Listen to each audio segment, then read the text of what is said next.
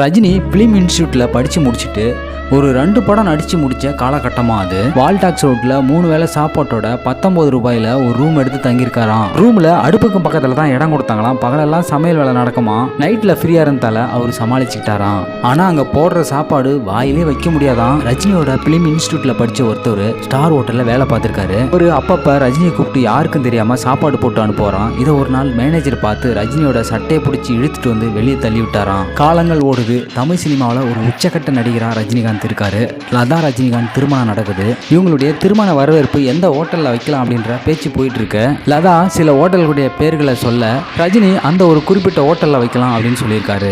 எந்த ஒரு ஹோட்டல்ல இருந்து ரஜினி வெளியே தள்ளப்பட்டாரோ அதே ஹோட்டல்ல ரஜினியோட திருமண வரவேற்பு நடக்குது. எந்த ஒரு மேனேஜர் ரஜினியை பிடிச்சி வெளியே தள்ளனாரோ அதே மேனேஜரை வச்சு இவருக்கு சர்வே பண்ண வச்சிருக்காரு ரஜினிகாந்த்.